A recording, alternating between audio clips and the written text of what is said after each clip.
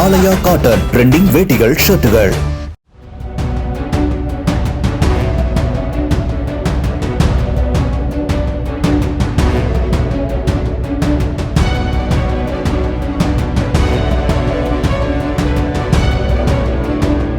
ராமநாதபுரம் மாவட்டத்தின் புதிய ஆட்சியராக பொறுப்பேற்றுள்ள சிவகுரு பிரபாகரன் ராமேஸ்வரத்தில் உள்ள நுகர்வோர் வாணிபக் கழக கிடங்கில் ஆய்வு மேற்கொண்டார்.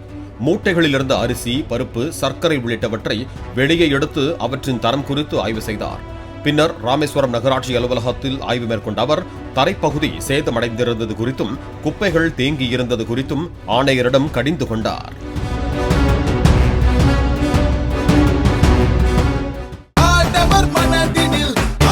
ஆலயா காட்டன் ட்ரெண்டிங் வேட்டிகள் ஷர்ட்டுகள். பிளே ஸ்டோர் மற்றும் ஆப் ஸ்டோரில் இருந்து பாலிமர் செயலியை QR கோடு மூலம் பதிவிறக்கம் செய்யுங்கள். செய்திகளை உடனுக்குடன் பெறுங்கள்.